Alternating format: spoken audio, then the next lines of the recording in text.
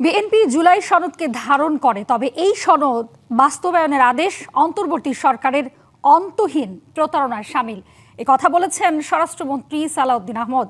এদিকে বিরোধী দলীয় এমপিরা বলছেন, গণভোটের রায়কে অস্বীকার করে কলঙ্কিত করা হচ্ছে জাতীয় সংসদকে।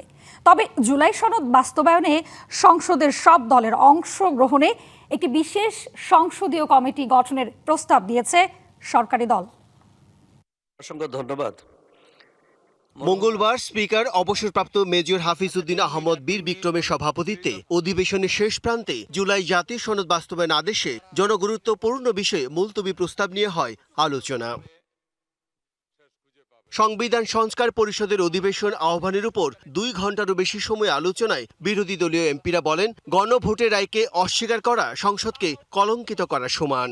আমাদের কাছে কাগজ প্লেস করেছে কে? যারা প্লেস করেছে তাহলে তাদেরকে তো আগে আইনের আওতায় নিয়ে আসা উচিত।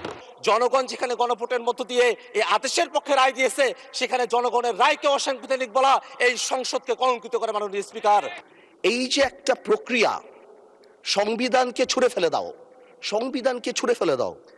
সংবিধানকে ছুঁড়ে ফেলবো কেন? সংবিধানকে মনে করায় দেয় যেটা 71-এর পরাজয়ের দলিল। আমি সংবিধান কেন ছুঁড়ে ফেলে দেব?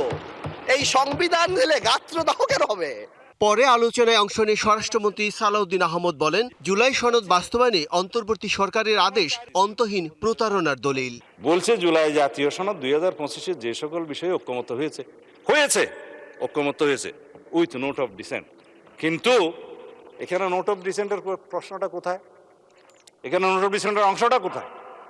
আপনি প্রস্তাবটা করলেন আর নোট অফ ডিসেন্ট সহ যেভাবে আমরা ঐক্যমত্য হয়েছে সেটা লিখলেন না। তার মানে এটা হচ্ছে একটা জাতীয় প্রতারণা দলিল। জুলাই সনদ বাস্তবায়নে জাতীয় সংসদে প্রতিনিধিত্বকারী সব দলের অংশগ্রহণে একটি সংসদীয় বিশেষ কমিটি গঠন করতেও সংসদে প্রস্তাব দেয় সরকারি দল। আমরা সংবিধানের গণতান্ত্রিক সংস্কারের মাধ্যমে, সংশোধনের মাধ্যমে 200-র বেশি সার্ভিস ও ফিচারে লেনদেনের সব বিকাশ অ্যাপে সম্ভব। রাষ্ট্র কাঠামো মেরামতের ঐতিহাসিক অঙ্গীকার প্রতিপালন করি। সেজন্য আমি আজকে এই মহান জাতীয় সংসদে প্রস্তাব রাখছি on behalf of our leader of the house. জাতীয় সংসদে প্রতিনিধিত্বকারী সকল রাজনৈতিক দলের এবং স্বতন্ত্র সদস্যদের সমন্বয়ে সংবিধান সংশোধনের জন্য একটি সংসদীয় বিশেষ কমিটি গঠন করি।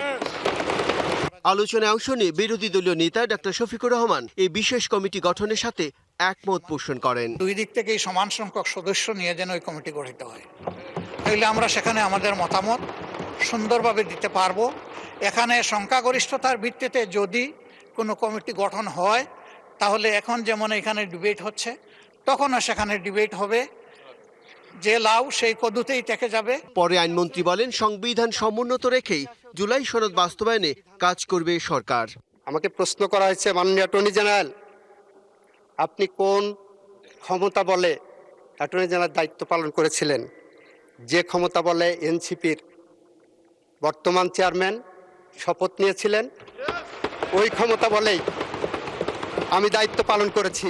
বিকাল 3:30 ঘটিকা পর্যন্ত মুলতবি করা হলো। Bijan Kumar Das, DBC news, Dhaka.